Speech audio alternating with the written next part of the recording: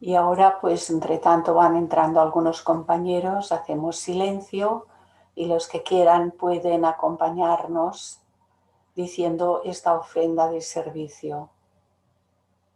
En el nombre del Padre, de la Madre y del Hijo, el Cristo nuestro Señor, el amor, y de nuestros venerables maestros, que la pureza presida todos nuestros actos, en la palabra y en la mente, para servir con todo amor eternamente.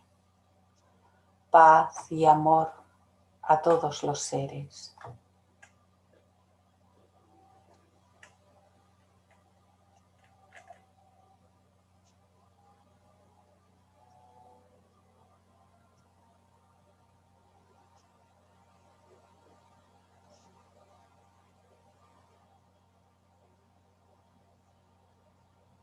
Pongamos nuestra mente en rodear a nuestro planeta con todo el amor y la compasión de que seamos capaces, siempre, en todo momento, en todo lugar, en toda circunstancia.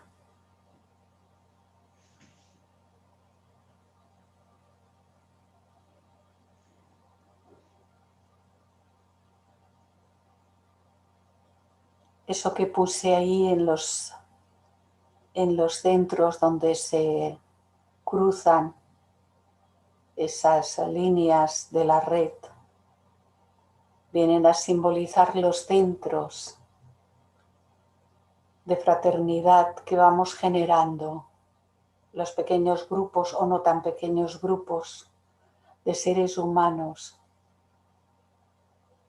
que hemos tomado ya muy claramente la decisión de transformar nuestras vidas, de transformar todo el contenido mental y emocional, purificándolo para convertirnos en verdaderos servidores de la humanidad sufriente.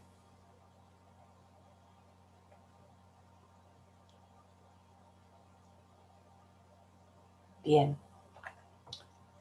Y ahora, si ya todos atentos, nos encontramos con... Sí, Pilar. Clarisa, Sí. Porque tengo en la pantalla un rótulo que pone: la reunión se está grabando. Al seguir adelante con esta reunión está dado su consentimiento a ser grabado. Y pone continuar, y pone salir de la reunión. ¿Qué hago? Continuar. Si sales de la reunión, te vas a la calle, como se dice usualmente.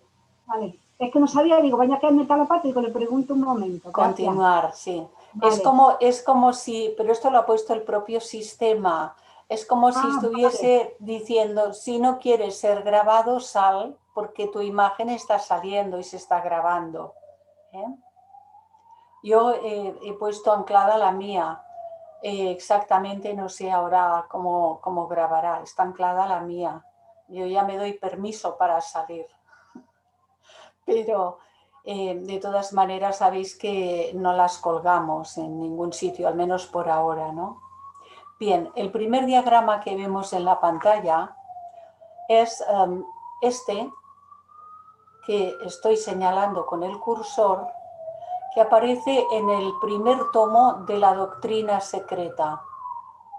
Tal cual, esto está escaneado de ese que surge, que sale en el primer tomo. En este diagrama hay puesto, esto he de entender que en la primera edición de esta doctrina secreta, la señora Blavatsky ya había revisado, porque no creo que ella hiciese el diagrama, pero sí que creo estar bastante segura de que lo revisó para que lo pusiesen en la edición. Entonces, hay los planos tal como los conocemos. Aquí pone primer plano, segundo plano y tercer plano. Lo voy a leer porque no sé si vosotros lo podéis ver todos en vuestras pantallas. Y hay un triángulo que abarca estos tres primeros planos y dice que son los tres planos más elevados del cosmos septenario. Este es el mundo divino y sin forma del espíritu.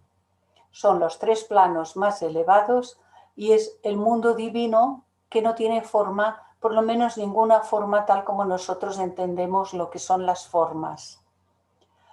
A partir de aquí, repite como en los círculos, solo que aquí pone los globos de la cadena terrestre conforme a los explica en la Gupta Vidya oriental, en la que está basada prácticamente toda la doctrina secreta, aunque hace comparaciones.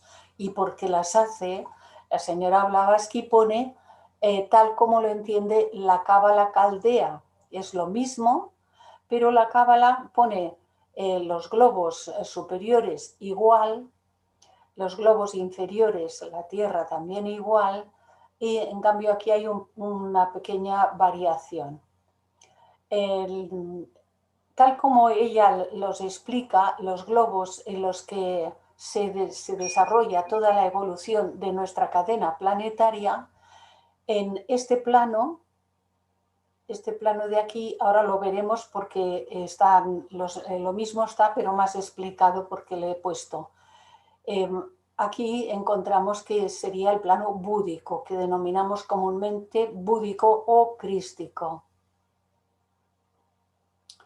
Aquí estaría el plano, se me va el cursor, el plano de manas, manásico. Aquí estaría el plano cámico o astral. Recordemos que en la primera literatura a este plano se le llamaba cámico, y en la segunda literatura ya Leadbeater y todos los autores que vinieron después a este plano lo llamaron astral. Y el último plano es donde está el globo tierra, que es este denso en el que estamos viviendo con nuestros cuerpos físicos. Sin embargo, tenemos los principios en cada uno de los planos. Ahora lo vamos viendo. Y la Cábala caldea describe en el mismo plano los dos globos igual, el A y el G o Z. Después ellos ponen en medio Tiferet. Nosotros podríamos considerar que quizás, porque no sé cómo lo explican, yo no me he metido en la Cábala. Daniel ha estado explicando sobre la Cábala en su curso, pero yo no lo sé para decir algo acerca de ello con propiedad. Yo no lo conozco bien y no me quiero meter ahí. Pero podría tratarse de ese centro que se considera el cuerpo causal, que aquí no está diferenciado. Está en este plano, pero no está diferenciado. Y ellos ponen el B y el F, lo ponen mitad arriba y mitad abajo, como pillando dos planos en parte. En medio ponen uno, que sería el globo cámico astral, y luego por último el de la Tierra. Para poder trabajar en los textos de la propia teosofía, yo separé esto y me quedé con esta parte de aquí, que es de la que trata constantemente la señora Blavatsky. Y entonces el triángulo, que es el mismo, pues lo coloqué aquí encima. Así que estamos hablando de lo mismo, tal como lo trabaja la señora Blavatsky en toda su obra constantemente. Todos los textos hacen alusión a estos globos. Y entonces, como uno a veces está haciendo un trabajo y tiene que buscar, esto ya lo tenía yo en otro trabajo de hace mucho tiempo. ¿Y qué significa plano? En el glosario teosófico encontramos que viene del latín, que significa plano o llano, pero desde el punto de vista del ocultismo, de la teosofía, dice que es una extensión del espacio o de algo contenido en él, en el espacio, sea en sentido físico o en el sentido metafísico. Por ejemplo, un plano de conciencia.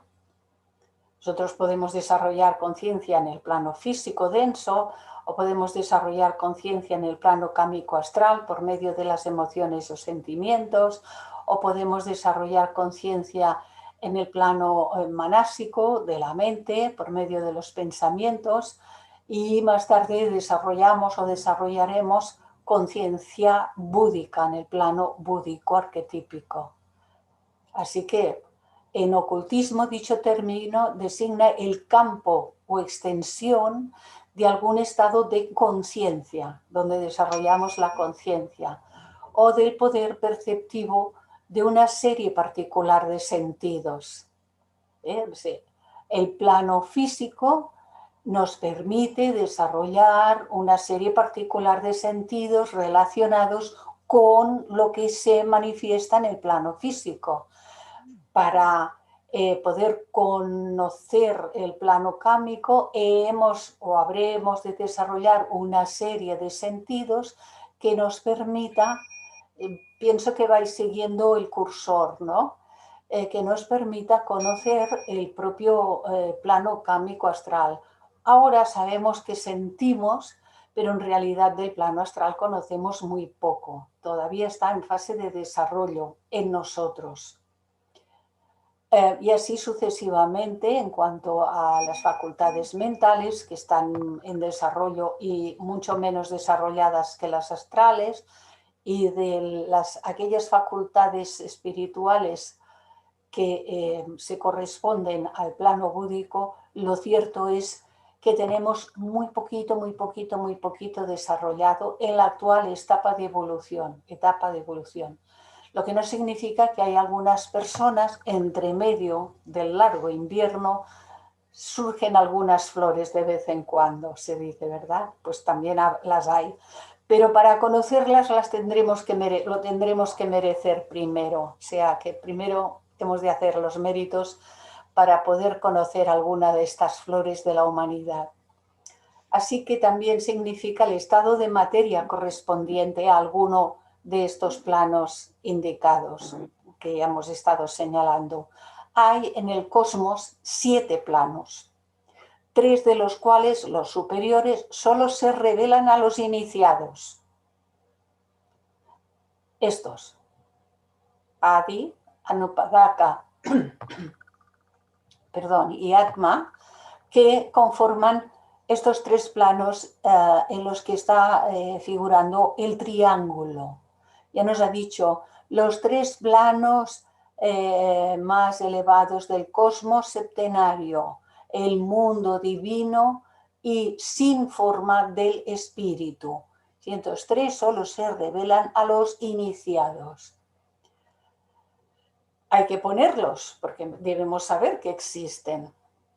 Y los 4 restantes, ¿bien?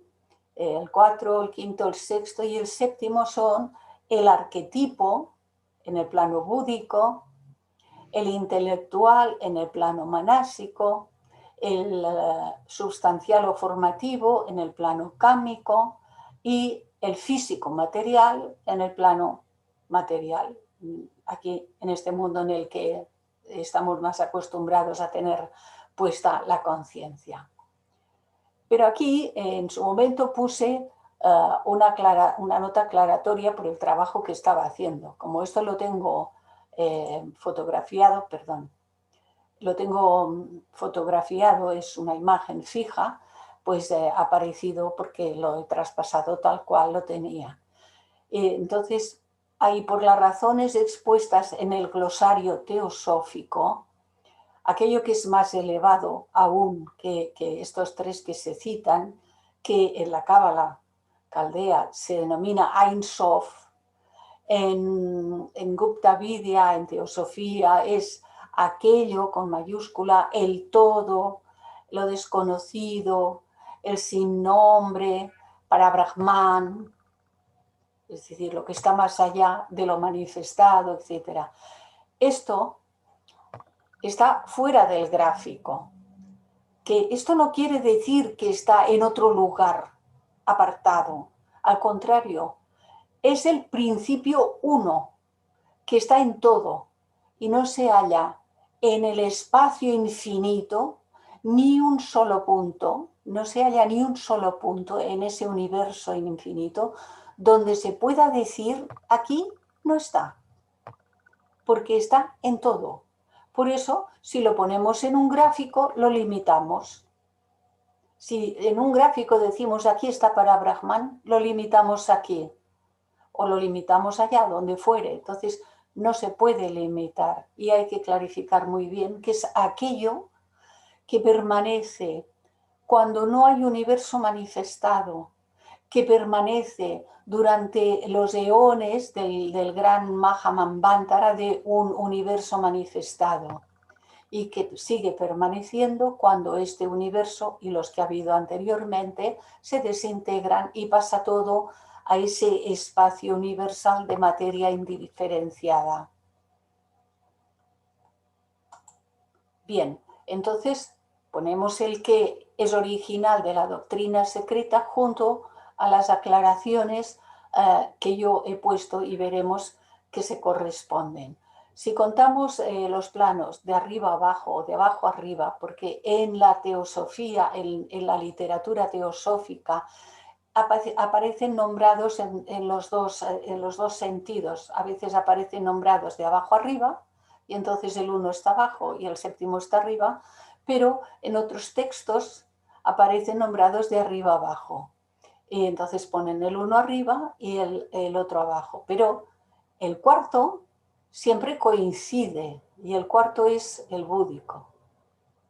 Pero una cosa son los planos y la otra son los principios humanos. Y los principios humanos siempre los cuentan o los explican de abajo arriba. Y entonces ponen el principio físico, uy, que muevo el cursor porque se me va, el principio físico en el plano físico. Luego tenemos a prana, que no es un plano, es la energía universal pránica, pero manifestada aquí para que a la personalidad, a los vehículos de la personalidad les llegue un tipo de energía adecuado a los vehículos propios. La energía tiene que ser siempre la adecuada para que los vehículos no se quemen. Y entonces aquí nos llega un tipo de prana que alimenta a estos tres cuerpos. Entonces es el 1, que es el principio físico, el 2 es prana, el 3 es el principio cámico o astral, el llamado doble etérico en la segunda literatura y fantasma en la primera literatura de la señora Blavatsky. Y el principio de kama, que está aquí, correspondiéndose al cámico. Y estos son vehículos que están bañados por prana. Lo vemos que también hay un cuadro en la Doctrina Secreta, primer tomo, que lo explica muy bien esto. Entonces, el quinto principio se corresponde con manas, el sexto principio en ser humano se corresponde con buddhi y el séptimo principio se corresponde con atma. Por eso se dice el sexto y el séptimo principio, atma buddhi. El cuarto y el quinto, kama manas. Y lo encontraremos en la literatura repetido así montones de veces. Este es el que hemos estado viendo también muchas veces a lo largo de todo este curso. Este lo confeccioné hace muchos años en base a esto y en base a lo que en los textos iba encontrando, textos de la señora Blavatsky y el detalle, mi conocimiento de sí mismo, que también me dio muchas pautas muy buenas para ir poniendo qué significaba cada uno. Bueno, pues bien, el de arriba del todo, plano divino o adi, lo leo porque a vosotros, a muchos os puede salir tan chiquitito que no lo podáis leer. El de arriba del todo, plano divino o adi, se corresponde aquí con el plano divino o adi aquí. El segundo es el plano monádico o llamado anupadaka. Adi es lo más elevado que hay en los principios que ocupan planos y las jerarquías que ocupan planos. Entre Adi y Anupadaka está lleno de las jerarquías que dan movimiento, que dan expresión y que cada una tiene su tarea para ejecutar trabajos de construcción en el universo manifestado. Ahora bien, Una cuestión es el cosmos con K, como lo cita la señora Blavatsky, y otra cosa es el cosmos con C, que define ella. El cosmos con C es nuestro sistema solar y nosotros solamente hablamos de nuestro sistema solar. Inclusive en algún lugar los maestros en las cartas, no recuerdo muy bien el sitio, dicen, nosotros no sabemos nada más allá de nuestro sistema solar.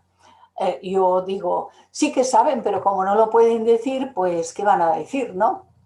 ¿Para qué? Para que les estén preguntando en aquel tiempo, ¿no? Que les estuviesen preguntando, que ya les preguntaban en demasía y tenían que decir, de esto no puedo hablar. La propia señora Blavatsky decía, me están ustedes preguntando cosas acerca de las cuales yo no puedo hablar. Entonces, la cuestión era esa. Aquí se reparten todas las jerarquías. Aquí yo ahora no lo puedo detallar porque tendría que hacer un curso. Y ya os he dicho, no puedo salirme de lo que estamos estudiando los jueves, pero para que nos quede un poco más claro, cuando se habla de los tres logos, hay el primer logos inmanifestado, que estaría, y lo pondríamos fuera del gráfico porque no lo podemos limitar, y luego los otros dos que estarían trabajando por aquí. Los otros dos logos, el logos semi-manifestado y el logos manifestado. Eso sería la Trinidad. De esa Trinidad hay un reflejo que viene a parar una aquí, otra aquí y otra en Atma. Y luego aún hay otro reflejo que viene a parar una en Atma, otra en Buddhi y otra en Manas. Y este reflejo de Atma, Buddhi y Manas es el reflejo de lo divino en cada ser humano. Esto está en todos nosotros, en todos los seres, en los buenos, en los menos buenos y en los peores, si me apuráis. Está, pero no hemos desarrollado la conciencia para tener todo ese contacto. Bien, pues esto, como lo fui trasladando aquí, pues el de Adi, el de Anupadaka. ¿Por qué se llama Anupadaka? Porque dice que estas son las jerarquías que proceden de otros manvántaras y que por lo tanto no se han formado aquí, ¿no? Y los llaman sin padres, porque no vienen de otra cosa, sino que lo son por sí mismos, porque ya alcanzaron esos estadios de jerarquía. Bueno, y esto lo digo yo con mis pobres palabras, ¿eh? Bien, entonces tenemos a Atma, que se corresponde con Atma aquí, tenemos el plano de Buddhi, es búdico o crístico, y no confundamos el crístico con Jesús. Jesús, si existió históricamente, él encarnó un estado crístico porque lo realizó en sí mismo, pero es un plano y es un estado de la conciencia, y por eso este curso está basado en el desarrollo de esta cristicidad que hemos de realizar en todos nosotros y que hemos tomado como ejemplo y modelo la que se adjudica como la vida de Jesús el Cristo, porque esa ejemplificación de esa vida de Jesús nos sirve como material de trabajo para hacer nuestra propia transformación. Es lo que hemos estado viendo a lo largo del curso hasta el día de hoy y lo seguiremos viendo porque hay más. A partir de aquí está Manas, la mente. Manas, la mente. Aquí aparece una división que se produce solo cuando hay el proceso de la encarnación de la personalidad. Manas y el plano mental es uno. Solo hay un plano mental y solo hay un Manas. Cuando no estamos encarnados, durante el periodo de Bachán, estamos metidos aquí en nuestro periodo de bachánico.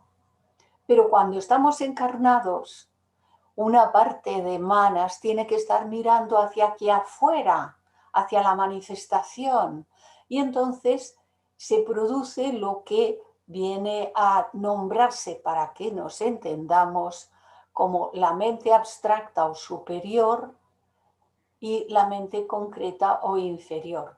Pero sigue siendo una mente, solo que como dice la señora Blavatsky, lo veremos ahora, es un manas con dos funciones, no dos manas, sino un manas con dos funciones. Por lo tanto, todo este manas está en este plano manásico. Y todo este plano llamado astral o cámico está en este plano. Y todo este plano llamado físico, con los aspectos de denso y sutil, cuerpo físico denso y el doble etérico, que es el vehículo de la energía, y por eso el prana está metidito aquí, porque circula por los circuitos energéticos y los chakras del doble etérico, y por eso prana se encarga de alimentar esto para que nos llegue la energía al físico denso, y todo esto es aquí. Pero en la parte sutil, en la primera literatura, esta parte sutil, que aquí se llama doble etérico porque en la segunda literatura le pusieron este nombre, todos los libros de Leadbeater, de Annie Besant, de Jinara Hadassah, del otro y del de más allá, pues le pusieron doble etérico cuando nombraban a esta parte. Pero en la primera literatura la señora Blavatsky lo llamaba astral y lo llamaba fantasma, a esta parte sutil del cuerpo físico.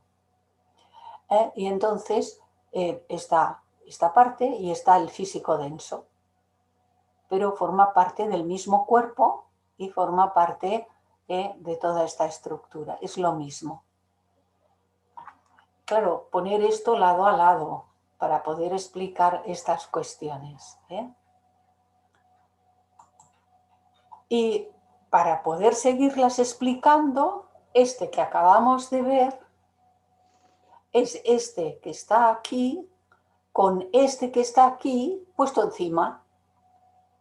Este, que es el de la doctrina secreta, lo trasladé aquí encima. Así que podemos ver, a pesar de la imperfección de las medidas, y además hago estas cosas con el Word, que no es un programa de dibujo, y se me van las cosas de sitio y las tengo que volver a recolocar 20 veces porque se me mueven. Pero bueno, al final lo consigo. Es la persistencia. Entonces este triángulo está aquí y está repetido los tres planos más elevados del cosmos septenario, el mundo divino y sin forma del espíritu, Adi, Anupadaka y Atma. Adi, Anupadaka y Atma. Y luego los globos A y G, que están en el mundo arquetípico, búdico o crístico. A y G, que están en el plano búdico, arquetípico, llamado búdico o crístico. El plano del mundo intelectual o creador, manásico, manas, donde están el globo B y F, donde están el globo B y F. Manásico intelectual. El mundo sustancial o formativo, que es el astral.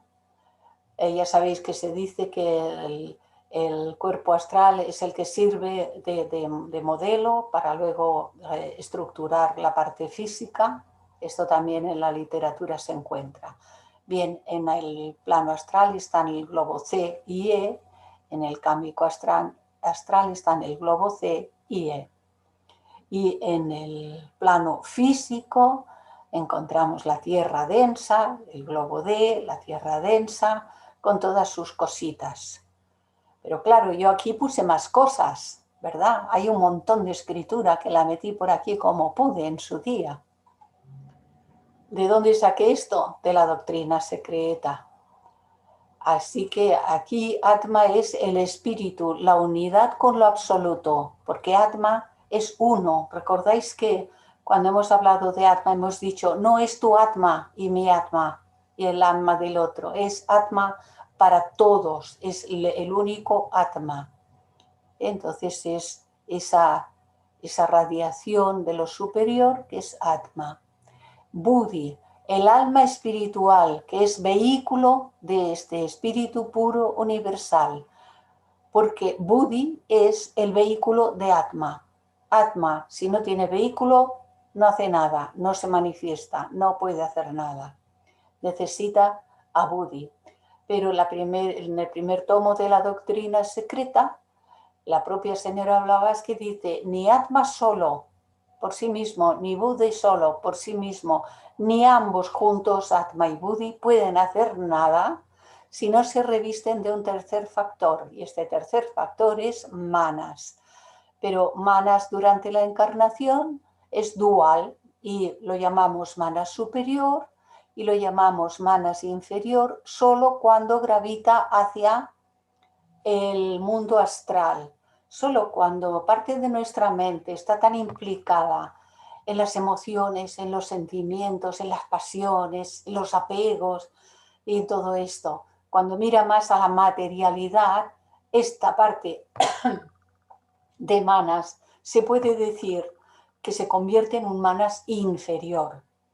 Pero en cambio, aun estando encarnados, esta parte de manas puede estar mirando hacia lo alto de sí misma, hacia su origen y fuente, y puede estar pensando de la manera más elevada y no identificarse con lo material o con lo inferior.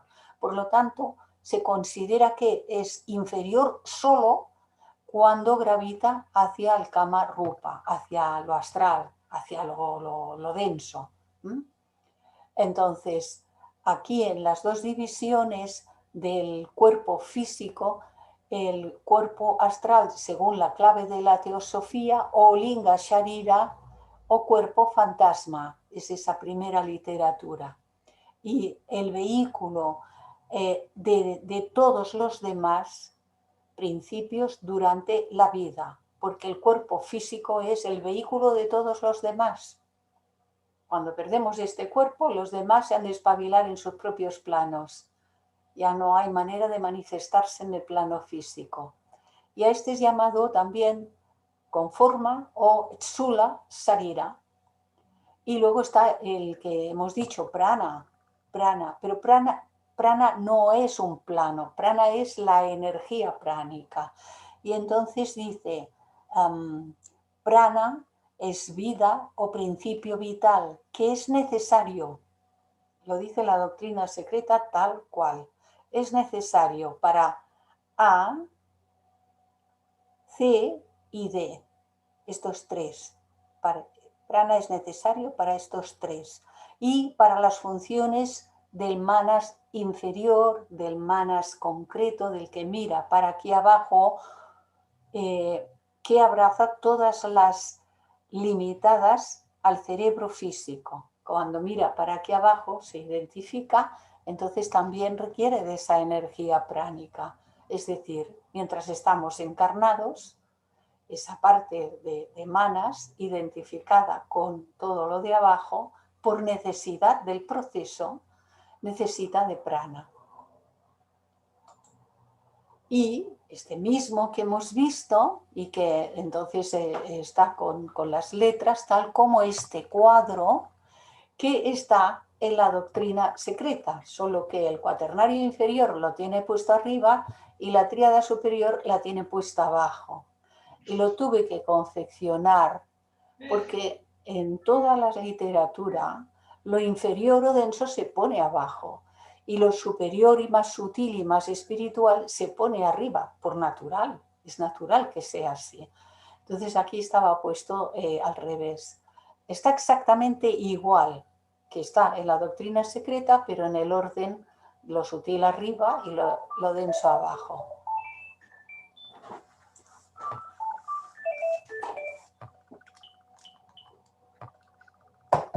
Disculpad, pero como este no le puedo cerrar. Bien, entonces tenemos que Atma, que es el espíritu, es la unidad con lo absoluto como radiación suya. Así que en nosotros, Atma es el principio de esa Trinidad, una radiación de lo divino en nosotros. Buddhi, que es el alma espiritual, es el vehículo del espíritu puro, es el vehículo de Atma y está en nosotros. Manas es principio dual en sus funciones, durante la encarnación es la mente, la inteligencia, es la mente humana superior, cuya luz o radiación une a la mónada durante la vida al hombre mortal. Por eso la señora Blavatsky dice, ni Buddhi, ni Atma ni Buddhi pueden hacer nada si no hay manas. Entonces aquí dice, en relación con este manas, el estado futuro y el destino kármico del hombre dependen de la gravitación de manas hacia abajo, hacia Kama Rupa, centro de las pasiones animales, o bien hacia arriba, hacia Buddhi, hacia el ego espiritual, que es el verdadero ego, Atma Buddhi. Si gravita hacia arriba, si nosotros ponemos ahora todas nuestras actividades en función de eso divino en nosotros, entonces la gravitación de la vibración va hacia arriba.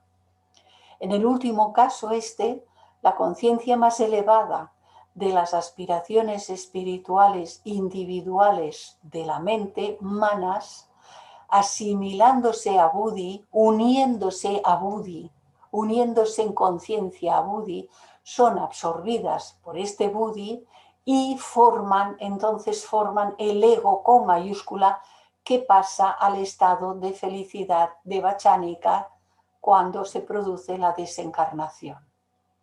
El cuaternario, llamado así cuaternario inferior, está formado por este llamado Kama Rupa, que es el centro de los deseos animales y las pasiones.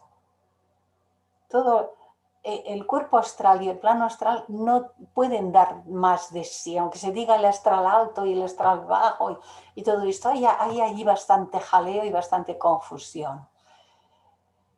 Este es el centro del hombre animal, donde se halla la línea de demarcación que separa al hombre mortal de la entidad inmortal.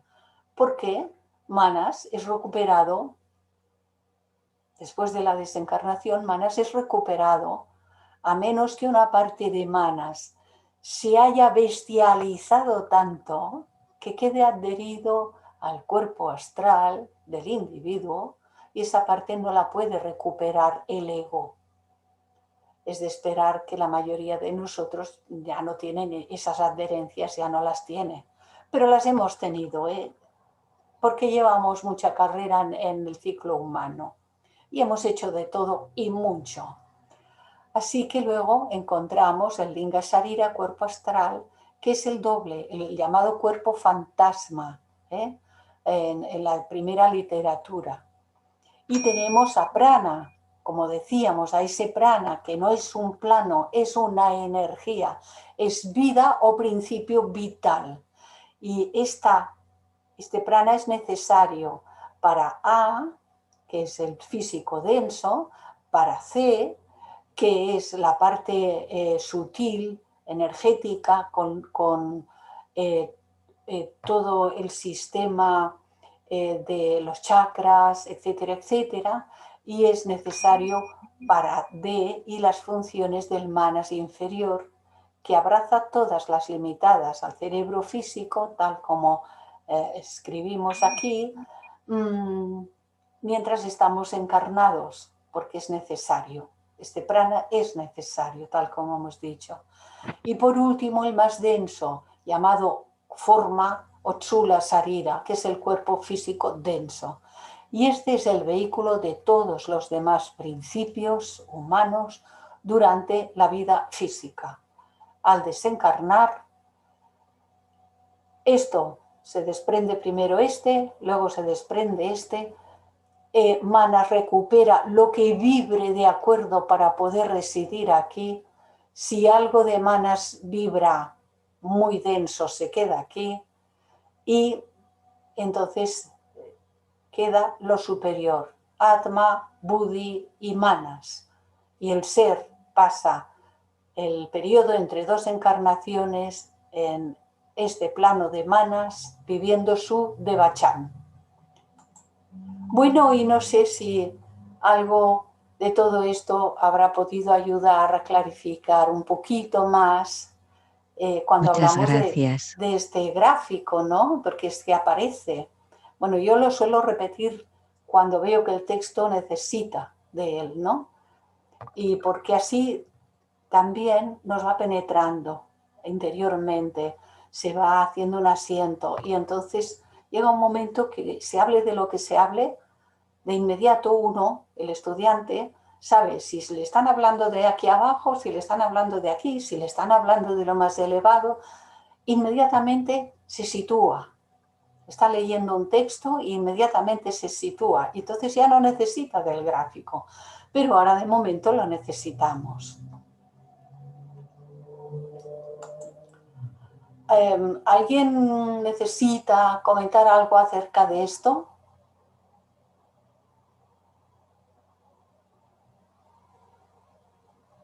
Bueno, pues entonces seguimos con nuestro estudio, el que íbamos a iniciar en el día de hoy. Habéis visto que aquí nos habla de la parábola del sembrador. La parábola del sembrador tiene mucha miga, mucha. Y nos está hablando constantemente a nosotros también, como todo el resto de la historia. Está hablando de nuestras reacciones, de nuestra situación, de nuestras respuestas ante los acontecimientos. ¿Qué hacemos con nuestras vidas? ¿Cómo llevamos los pensamientos, las emociones, los sentimientos, las acciones, las palabras? Y nos dice Geoffrey Hodgson al respecto, cuando un instructor espiritual está relatando una parábola, al mismo tiempo está proyectando y sosteniendo en su mente la sabiduría escondida en la parábola. De esta manera cumple un proceso dual. Por medio de su voz hace un relato a la multitud y a la vez apela a su intelecto y a su intuición. Si el instructor es capaz no solo de hablar de lo que sabe y repetir lo que dicen los libros, en el caso de Jesús, por supuesto, se puede afirmar que sabía, ¿no? Pero puede uno estar explicando algo y no estar transmitiendo desde aquí nada. Transmite desde aquí, sabe mucho desde aquí, pero no abraza al auditorio, no emana, no emite.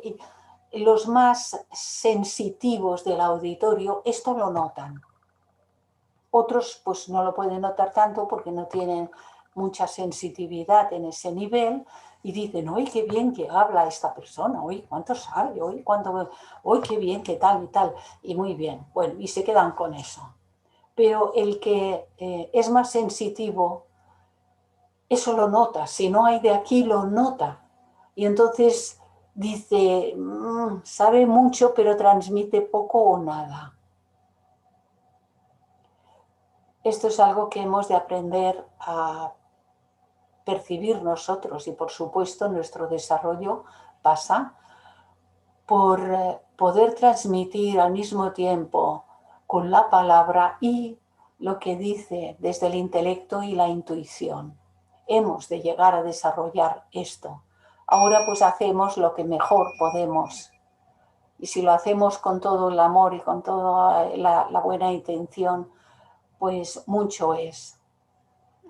El resultado ideal de este método es que los oyentes captan el significado interno de la parábola mientras el instructor se la está explicando. Además,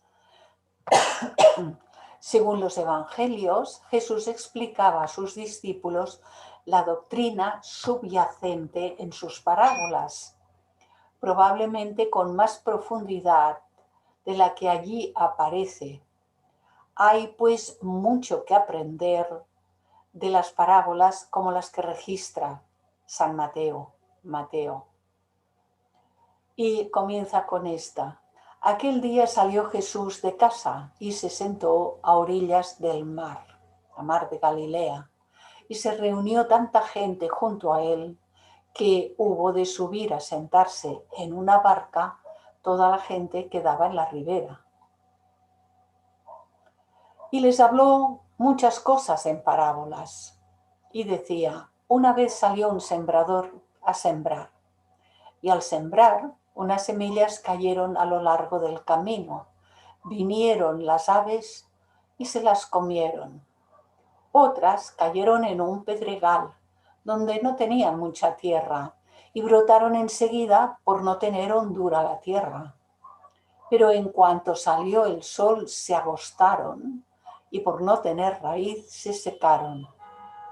Otras cayeron entre abrojos, crecieron los abrojos y las ahogaron, las asfixiaron. Otras cayeron en tierra buena y dieron fruto, una 100, otra 70, otra 30. Quiere decir que tampoco todas las semillas dan la misma clase de fruto ni en la misma cantidad. Y añadía, el que tenga oídos para oír, que oiga. Esta parábola no es solamente una exposición alegórica de verdades profundas, sino también un ejemplo clásico del uso del lenguaje sagrado para este propósito. Más adelante consideraremos la interpretación que da el mismo Evangelio. La escena que evoca es a la vez auténtica y bella. Permite al lector visualizar una numerosa reunión de gentes de Palestina en medio de las colinas y llanuras, vestidos según el uso de la época, que habían venido con el fin de ver a Jesús, oír su voz y recibir sus enseñanzas. Como solía hacerlo, Jesús toma sus símiles y sus analogías de la naturaleza y de las ocupaciones de sus oyentes. Cuán fácil debe haber sido para ellos visualizar la escena que les describía y seguir los actos del relato que comienza con las palabras: una vez salió un sembrador a sembrar. Al escucharle, todos se sentirían perfectamente armonizados dentro de la atmósfera mental en que los situaba, oyendo lo que para ellos era un relato de sus propias vidas y experiencias familiares. Esto nos da una idea de la notable capacidad de Jesús para acercarse a sus oyentes y hacerlos sentirse más armonizados con él. Sin embargo, Jesús no estaba describiéndoles hechos físicos, sino más bien retratándoles en forma simbólica ciertas etapas de la evolución y sus correspondientes estados mentales. Incluso Jesús puede haber estado apelando a sus propias experiencias con personas que había tratado y sus diversas reacciones a la sabiduría que él trataba de impartirles. Entre sus oyentes habría muchos que no estaban en absoluto preparados y que, por tanto, no sentían ningún interés en los hechos familiares ni en la sabiduría profunda e interna que formaba parte de las conversaciones y exposiciones de Jesús. Otros, quizá, pueden haberle escuchado superficialmente. Está explicando nuestros estados. ¿Qué hacemos? A veces escuchamos muy superficialmente. Otras veces, si la cosa nos agrada y tira de nosotros y tal, ponemos el oído más atento. Otros pueden haberle escuchado superficialmente con algo de interés y curiosidad apenas levemente despertada, pero poco o nada significaría para ellos la enseñanza real, sobre todo después que se reintegraban a sus actividades diarias y dejaban de oír su voz. Y así nosotros, a veces hemos ido a una escuela de verano o a un seminario, a un fin de semana, y salimos de la escuela de verano llenos de buenas intenciones. Bueno, nos ha parecido magnífico, hemos escuchado todo, qué palabras más bellas, qué profundidad. Bueno, ha habido ponentes en las escuelas de verano que con una sabiduría, con un conocimiento estupendísimo, Yo misma cuando oía a Juan Viñas, bueno, me llenaba, y justamente oyendo a Juan Viñas fue cuando tomé la decisión de ser miembro, escuchándole. Luego no sabía lo que había dicho, pero me quedó en una impresión interna, ¿no? Pero luego nos vamos a casa y pasan los días y aquello va decayendo de intensidad, decae, decae, decae. Y de aquello tan magnífico y sobre todo de los buenos propósitos, como los propósitos de Año Nuevo, decaen, decaen, decaen y bajan. Y está hablando de esto.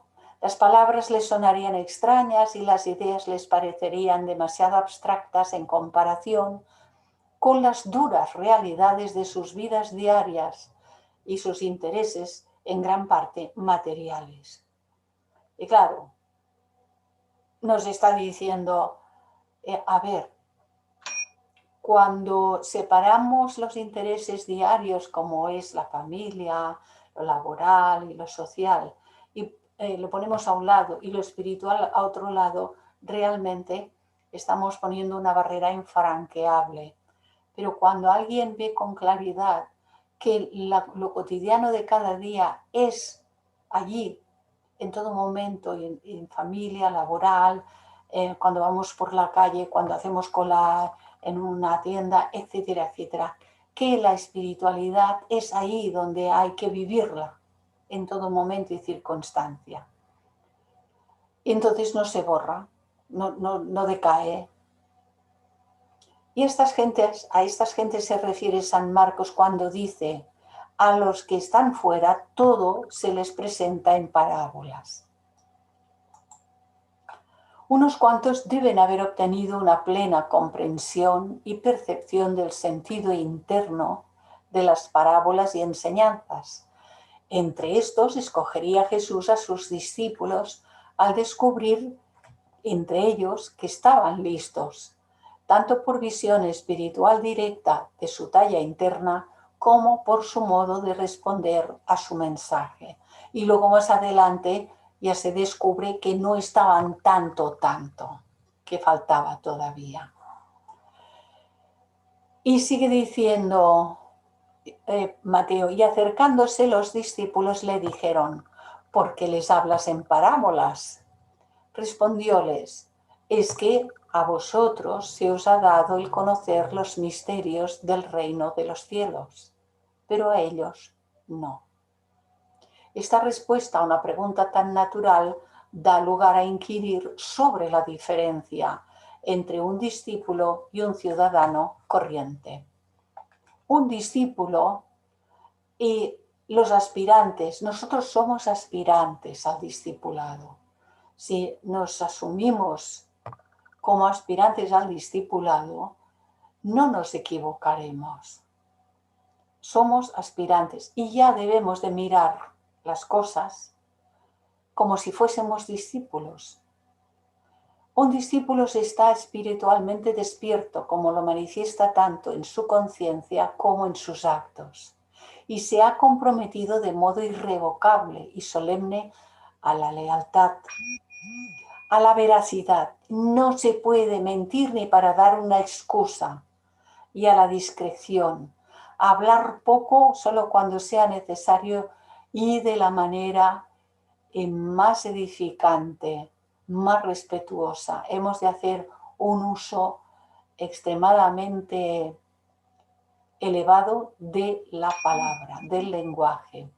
El discipulado implica altura evolutiva lograda tras una serie de vidas en las que el yo espiritual ha estado avanzando y desenvolviendo y expresando cada vez mejor su espiritualidad.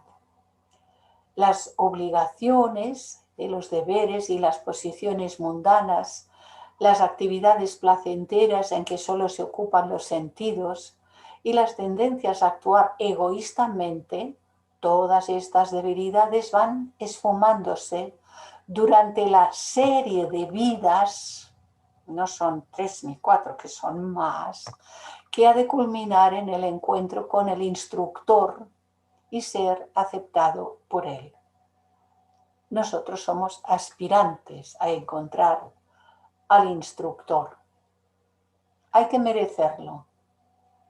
Si bien al principio se experimenta una lucha interna, gradualmente va acentuándose un sentido de renunciación que conduce a preferir de un modo perfectamente natural y espontáneo las fuentes culturales, intelectuales y espirituales de la felicidad verdadera. En un individuo así, el mundo, con sus aspectos obvios y materiales, deja de colmar su corazón y su mente. Ya no le satisface, ya no nos satisfacen las cosas de antes, mientras que su interés y su actividad se concentran cada vez más en cómo procurar bienestar, felicidad e iluminación espiritual a toda la humanidad. Y algunos podrán decir, bueno, ¿y la familia? ¿Es que acaso la familia no forma parte de la humanidad? Si se ama a todo, la familia está dentro, porque no hay manera de sacarla fuera y dejarla en un rincón. El aspirante se convierte en un servidor de sus semejantes.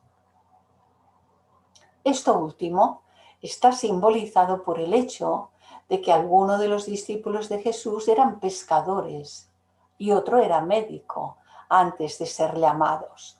Los pescadores se afanan por conseguir alimento para sus semejantes, lo cual los lleva gradualmente a ser salvadores y finalmente alcanzar la talla de hombres perfectos.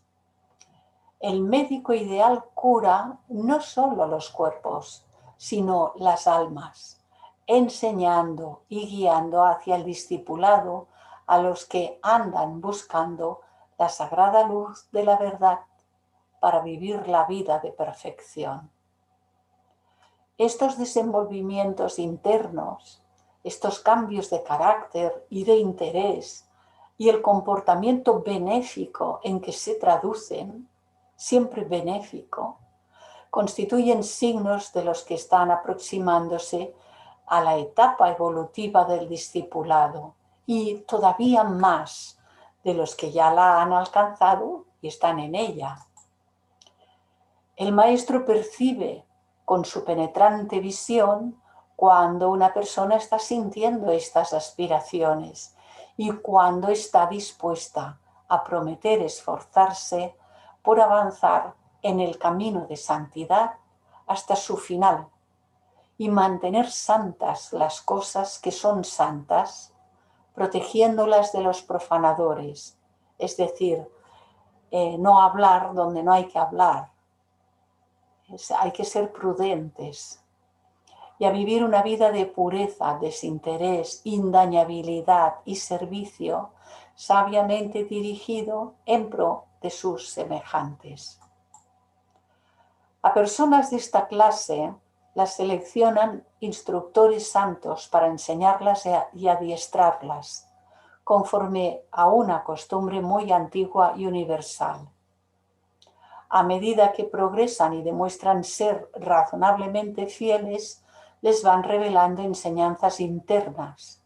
Aprenden a desarrollar sus poderes espirituales y a conocer la constitución y los procesos del universo y del hombre. Conocerlos y comprenderlos realmente, esos procesos. Como dijo Jesús, a ellos les es dado conocer los misterios del reino de los cielos. Y son escogidos, dice, los seleccionan instructores. ¿Por qué? Porque cuando alguno de nosotros empiece a estar preparado realmente, llamará la atención de los instructores en los planos superiores porque se va encendiendo la lucecita interior cada vez con mayor intensidad. Y es esa lucecita que les avisa, mira, allí ya hay alguien que está preparado.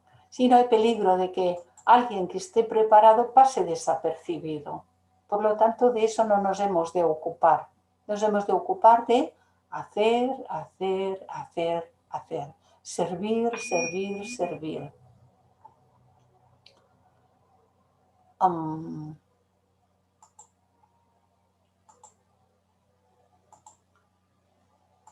Lo de la campanilla, no sé. Vosotros habréis oído una campanilla por ahí, quizás. Sigue diciendo, porque a quien tenga se le dará y le sobrará, pero al que no tenga, aún lo que tiene se le quitará. Por eso les hablaba en parábolas, porque viendo no ven, y oyendo no oyen ni entienden. Sería perdonable pensar que el versículo 12 ha sido mal redactado o traducido, o es tan ambiguo que resulta incomprensible para el hombre común, pues las frases parecen contradictorias. Sin embargo, bajo su lenguaje enigmático se puede discernir un sentido de gran significado. Es razonable tomarlo como una alusión a la percepción espiritual, a la intuición, a la sabiduría que nace de ese plano búdico crístico que hemos visto, que nace del correcto funcionamiento de estas facultades y que siempre aporta más sabiduría. La percepción espiritual, que es una facultad búdica de lo más elevado, actúa como un catalizador que induce un cambio más rápido del conocimiento en sabiduría. La intuición, que también es búdica, la intuición verdadera, la intuición pura, capacita a los que la usan sabiamente para ahondar más en los misterios internos de la vida, en los propósitos ocultos de la naturaleza y en los motivos profundamente enraizados de la conducta y la personalidad. El que tiene sabiduría conoce la verdad misma íntegra. El que tiene verdadera intuición espiritual, esa búdica, no lo que a veces se llama intuición, que no lo es, sino la verdadera intuición. Porque la verdadera intuición significa conocer todas las cosas de la vida divina, de la vida espiritual, de la vida superior, sin pasar por el razonamiento mental. Es directo. Desde Budi pasar a los vehículos de la personalidad, cruzando la mente porque se ha limpiado previamente y no encuentra obstáculos en ella para llegar a la conciencia en vigilia del individuo que realmente ha desarrollado la intuición. Así el que tiene sabiduría conoce la verdad misma íntegra, más bien que una colección de verdades separadas que son las que se conocen intelectualmente.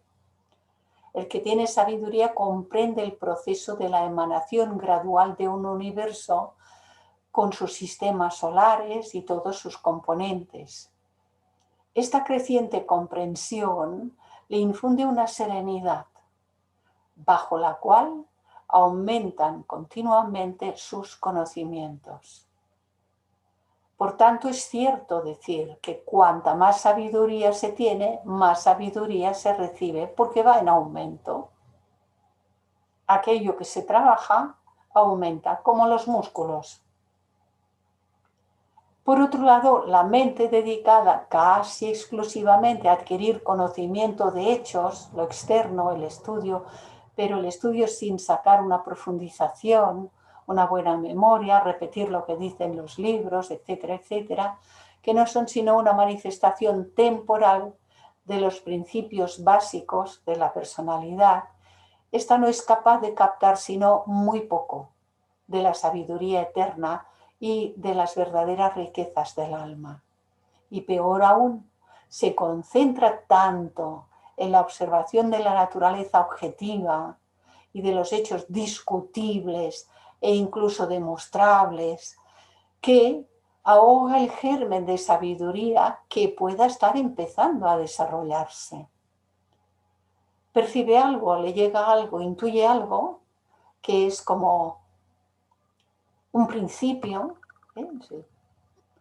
Pero empieza con la mente, bueno, pero esto será o no será, a lo mejor me lo estoy imaginando, no sé, a lo mejor esto no tiene nada que ver, y pone la mente concreta a darle vueltitas y lo marea tanto que pues se cierra la puerta de cualquier posible destello de intuición.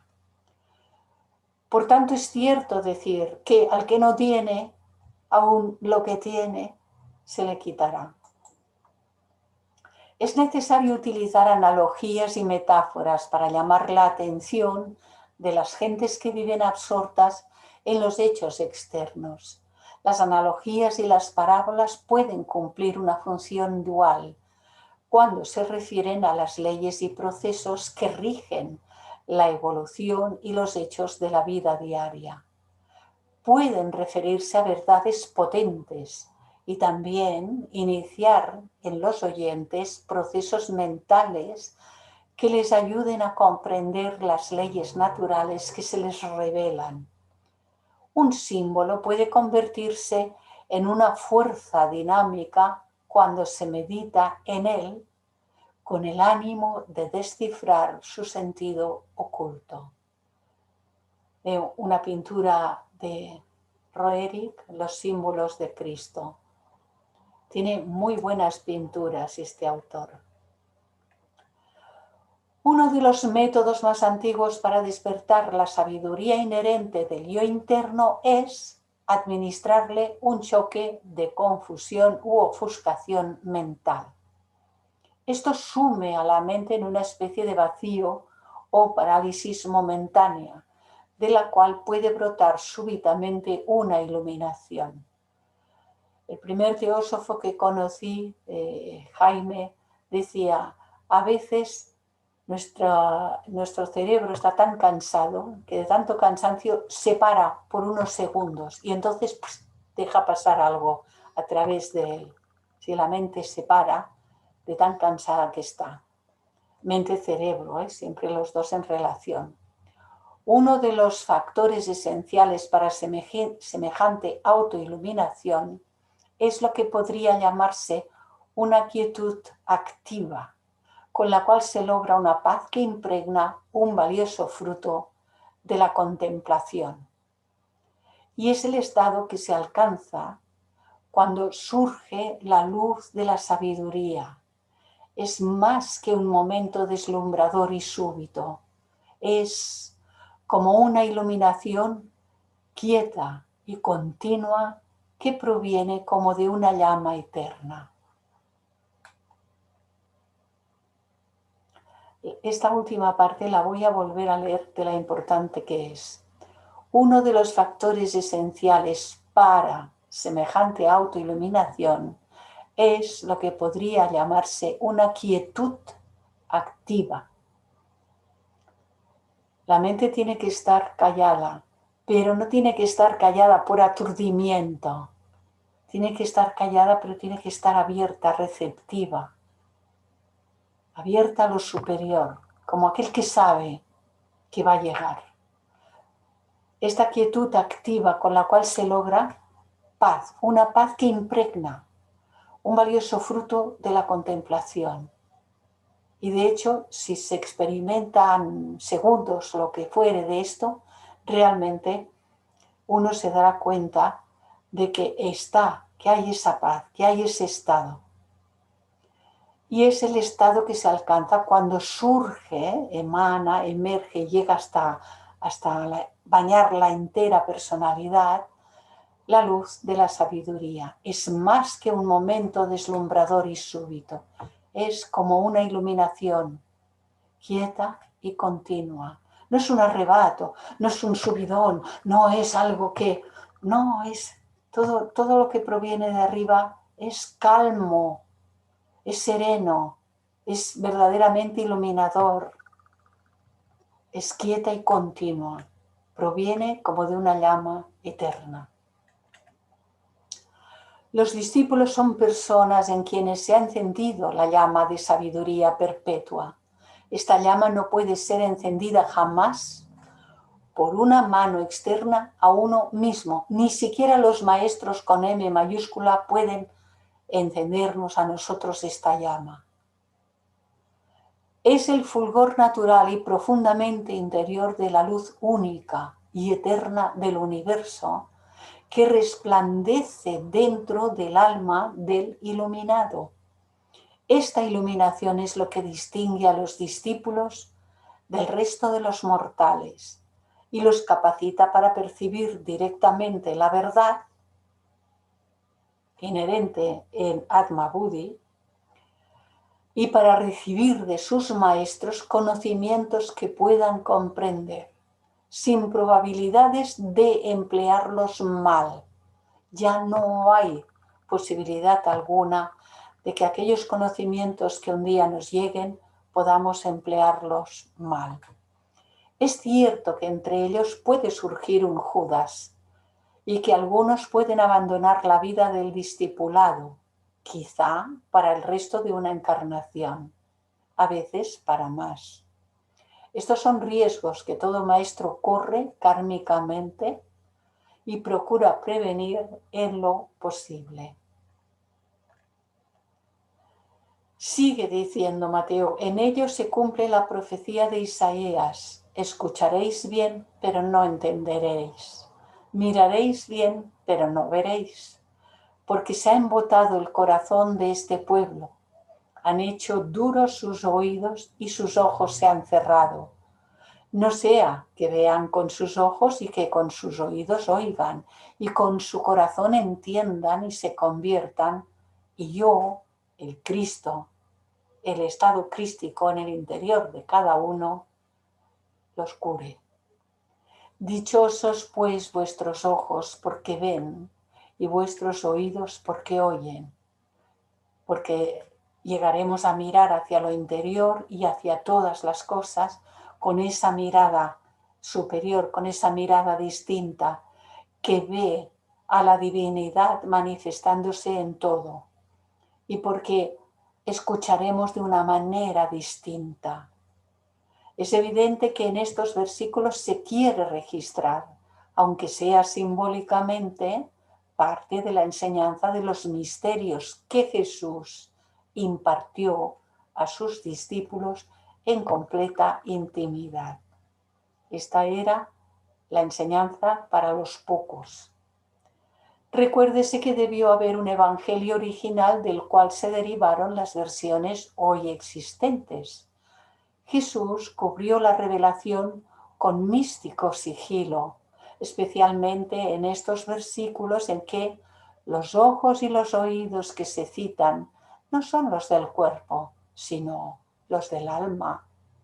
La capacidad de percibir mentalmente la instrucción verbal directa y de cosechar el fruto de las experiencias y realizaciones de la conciencia se expresa aquí como un prerequisito para recibir los misterios del reino. Sin esta capacidad, esas enseñanzas inevitablemente parecerían tonterías y estupideces.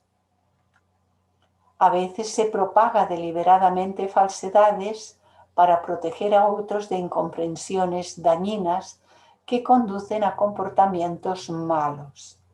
La humillación de sentirse incapaz de comprender o de estar ofuscado puede despertar la ira personal que conduzca a acciones perjudiciales. El ignorante, que teniendo ojos no ve y teniendo oídos no oye, comprende mal las palabras del instructor y sus motivos. El versículo 15 proporciona una de las razones para ese embotamiento, a saber, el miedo a que los conceptos religiosos y las costumbres y hábitos establecidos sean derrocados y suplantados por una nueva modalidad de culto. Por un lado, las gentes pueden tener miedo a que aquello en lo que han creído y que les ha dado tanta confianza durante X años y vidas, quién sabe, se les mueva porque les produce desestabilización. Y para poder ir a lo nuevo uno se tiene que soltar de lo viejo. Por otro lado, por parte de las jerarquías existe la razón del silencio para no dar enseñanzas a los grupos mayoritariamente grandes no preparados, sino que todo tiene que ser graduado según las capacidades de los grupos. De ahí a la masa la enseñanza a través de parábolas y de todas las clases de enseñanzas, como estamos viendo, a nosotros mismos también nos están dando enseñanza. Pero a los grupos que están preparados son enseñanzas en privado, son pequeñas. ¿Y qué quiere decir en privado? Cuando estemos preparados, ni siquiera será necesario que encontremos un instructor en el plano físico, porque los instructores tienen su conciencia en la zona de la mente concreta, la parte más elevada de la zona concreta de la mente, hacia arriba. Y entonces cuando uno ha purificado sus propios vehículos, ellos pueden comunicar con tal futuro discípulo. No queriendo ser convertidos, los ignorantes cierran los ojos mentales a la luz de la verdad y cierran los oídos a las palabras de los sabios. No pueden atreverse a obrar de otra manera y por tanto tienen que reaccionar así. Y a nosotros nos toca comprenderlos y respetarlos a todos. Comprender a todos y respetar a todos. Porque no se puede dar cosas duras para alimentar a un bebé, ¿no? Bueno, pues eso sería algo semejante. Más adelante, al ascender por la escala evolutiva, buscarán ardientemente y tratarán de comprender la sabiduría que ahora está fuera de su comprensión. Algún día trascenderán la inmadurez que ahora los mantiene lejos de los misterios. Entonces, una mano bien intencionada los guiará hacia el portal del santuario. Los discípulos son los que ya han llegado a esa etapa, lo cual les permite recibir cara a cara los misterios del reino de Dios. Y sigue diciendo en el Evangelio de Mateo: os digo de verdad que muchos profetas y justos desearon ver lo que vosotros veis, pero no lo vieron, y oír lo que vosotros oís, pero no lo oyeron. Otra vez vuelve Jesús a referirse no a los órganos de los sentidos, sino a condiciones mentales, especialmente las que resultan de una mente abierta y de una sabiduría intuitiva, búdica, fruto de madurez espiritual. No hay en la mente de Jesús ningún elemento de condenación, ni siquiera de crítica a las almas inmaduras, sino simplemente el reconocimiento de las diferentes etapas de crecimiento con sus características correspondientes. Vosotros, pues, escuchad la parábola del sembrador. Sucede a todo el que oye la palabra del reino y no la comprende, que viene el maligno y arrebata lo sembrado en su corazón. Este es el que fue sembrado a lo largo del camino. El que fue sembrado en pedregal es el que oye la palabra y al punto la recibe con alegría, pero no tiene raíz en sí mismo, sino que es inconstante.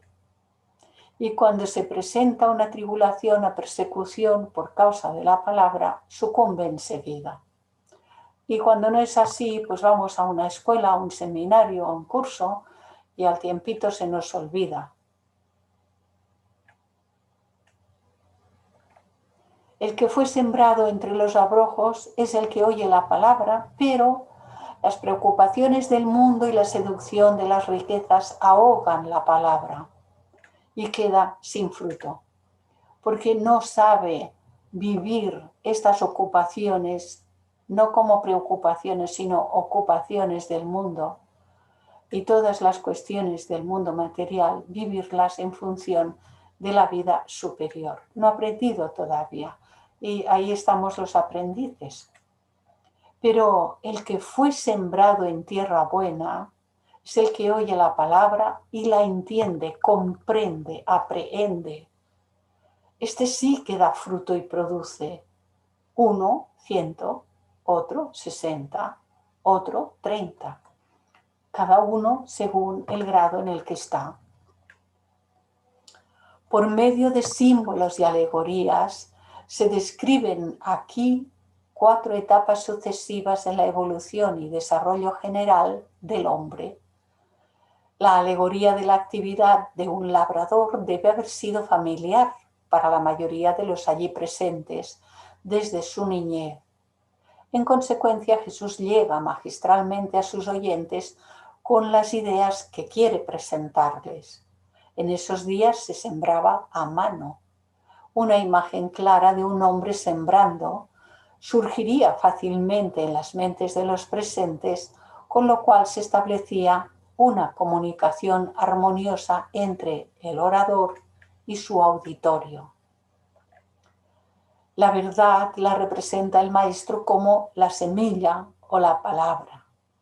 La frase "a lo largo del camino" la usa para describir los intereses y aptitudes naturales del hombre, los asuntos ordinarios de la vida, con sus limitaciones de comprensión e interés, que hacen que las ideas filosóficas no evoquen ningún interés. En forma muy apropiada representa así Jesús el estado de indiferencia mental que no se interesa ni aprecia la sabiduría y las palabras de los que saben. Semejantes mentes pueden hasta mofarse de las ideas y negarles el más mínimo espacio en sus pensamientos o el más leve valor en sí mismas.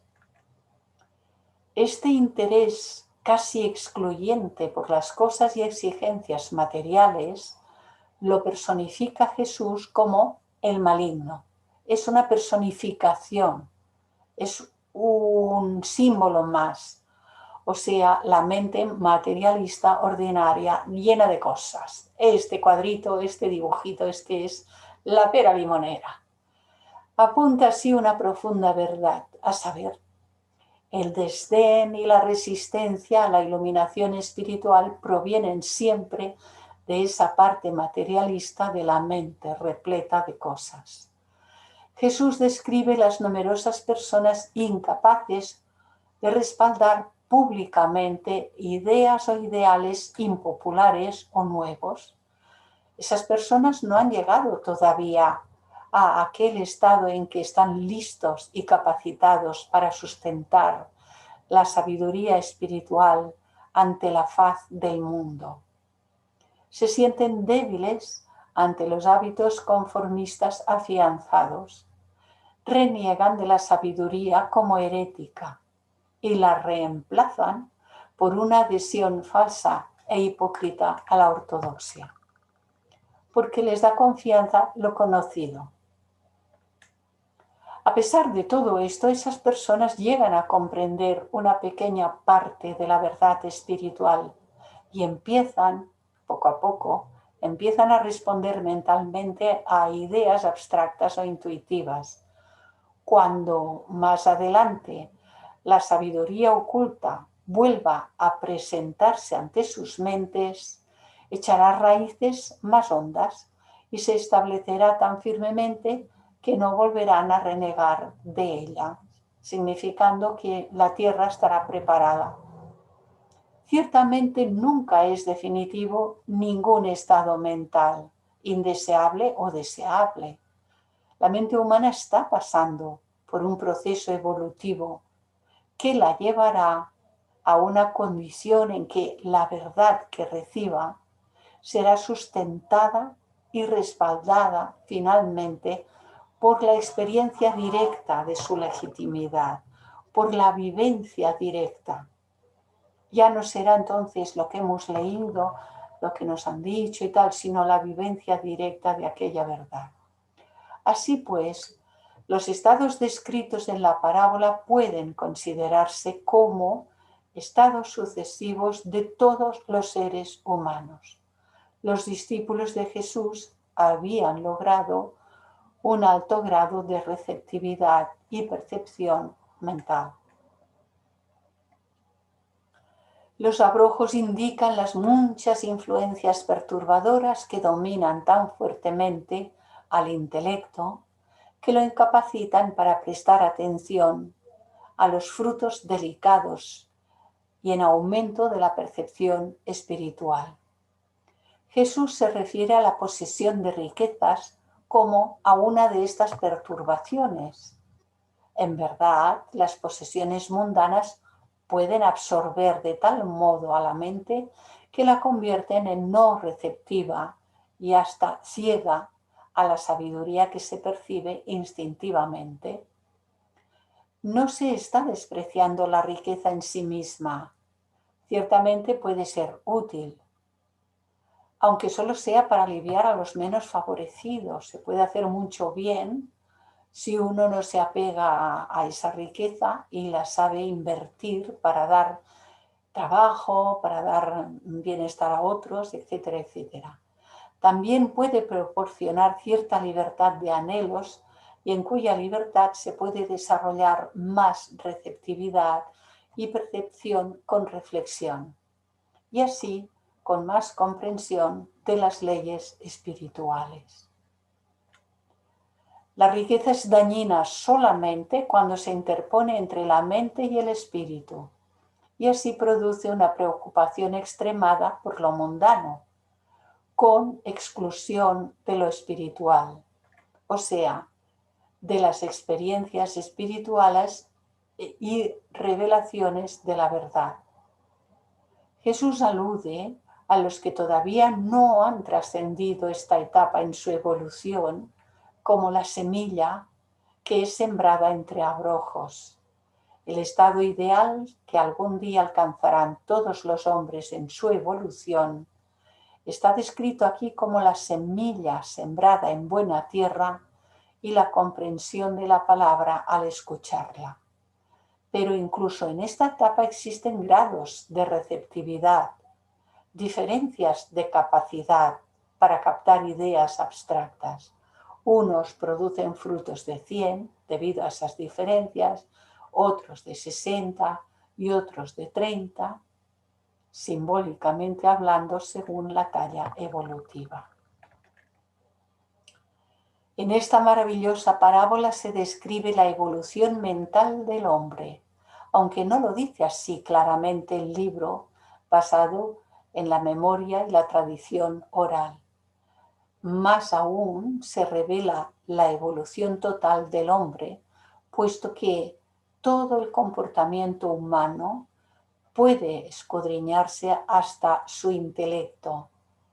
Todos los seres humanos pasan por las etapas de desenvolvimiento que alegóricamente se indican aquí como siembras a lo largo del camino, en pedregal, en abrojos y en tierra buena. Como se ha sugerido, cada una de estas etapas muestra el grado en que los individuos han crecido desde una etapa primitiva y han ido avanzando hacia la medida de la estatura de la plenitud de Cristo. Esta enseñanza de la evolución del hombre solamente podía presentársele alegóricamente al pueblo en general, pero cabe imaginar que los discípulos supieron percibir su significado interno y captar la sabiduría contenida en ella y verse iluminados por ella. La verdad esotérica no se oculta deliberadamente por simple sigilo o favoritismo. Lo que guía al maestro tiene que ver con la capacidad de los oyentes para comprender la verdad que se les revela y usarla benéficamente. Y siempre todo cuanto surja de nosotros debe ser benéfico. Todo cuanto surja de nosotros.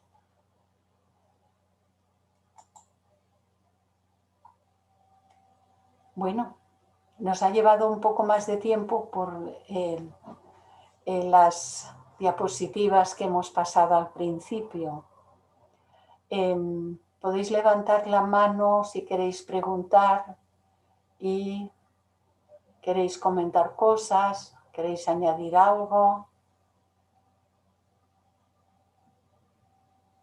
como dice nuestra compañera. Todos a la vez no, por favor. ¿Alguien? Nada que agregar, Clarisa, a toda tu exposición. Hermosísimo, muy completo. Creo que no hay mucho para agregar. No. Gracias, María. Emilce. Muy buena. Emilce, ¿puedes abrir el micro? Sí, sí, sí. Te quiero agradecer, Clarisa, realmente.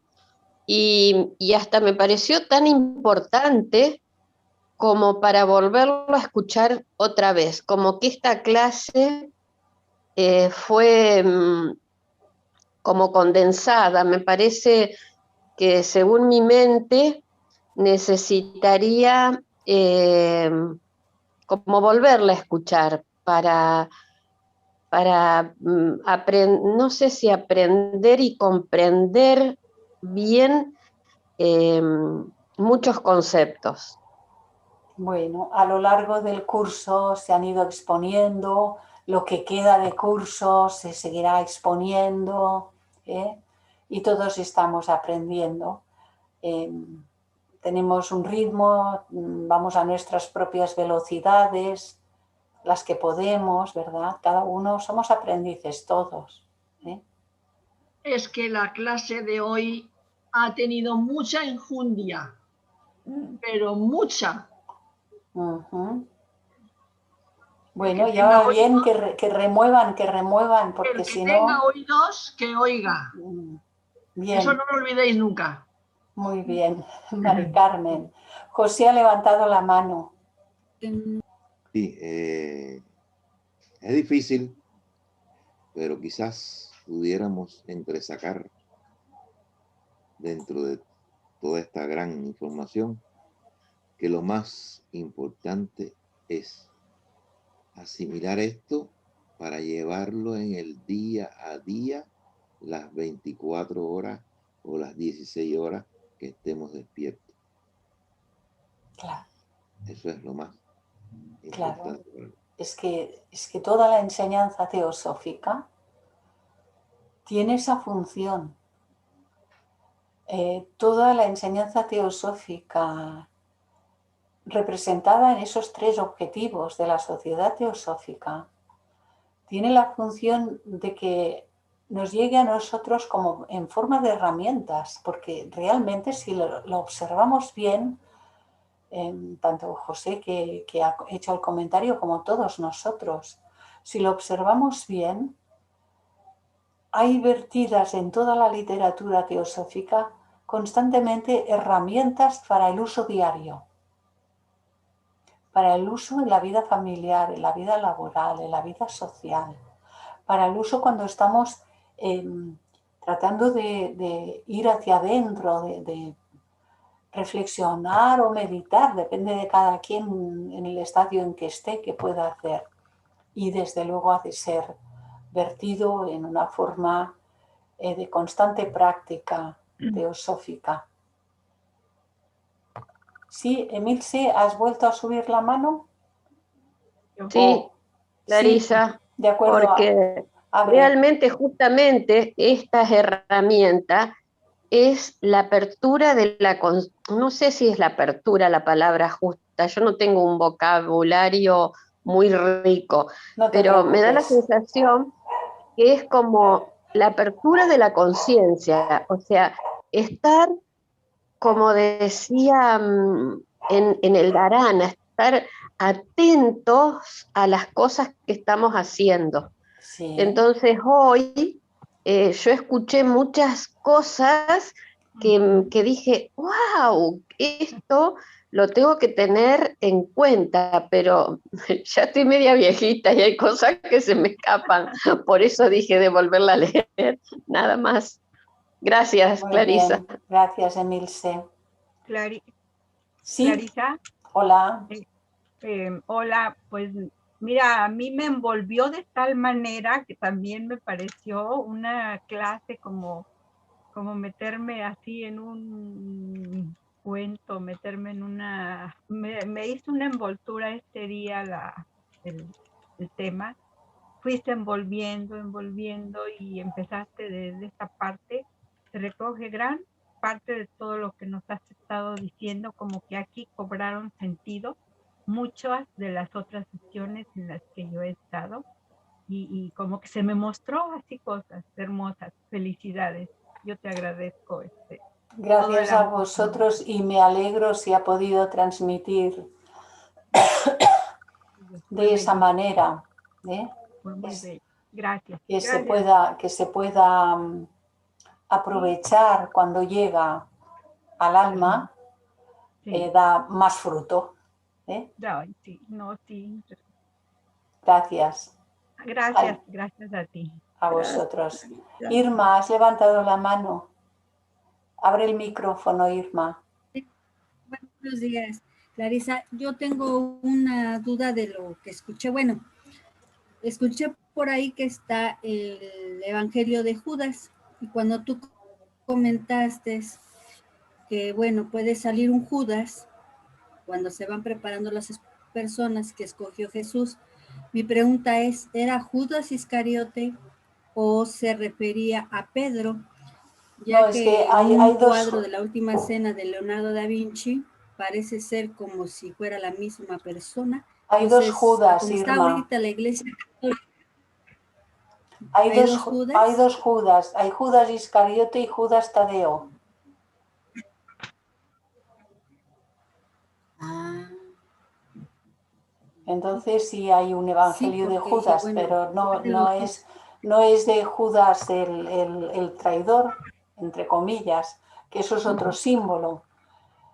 Porque si fuese histórico, pues él se colgó. Entonces no podía escribir un evangelio porque se quitó la vida. Entonces tenía que ser el evangelio del otro Judas. Pero bueno, que hay más de símbolo que de realidad en toda esta historia. Nos está hablando a nosotros, nos está hablando a los seres humanos.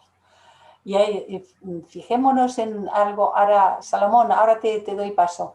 Fijémonos en que los estudiosos orientalistas que han estudiado los documentos de aquella época, cuando Poncio Pilatos fue el gobernador de la Judea, que era una provincia romana en aquella época, yo no sé exactamente, no sé tanta historia, pero algo.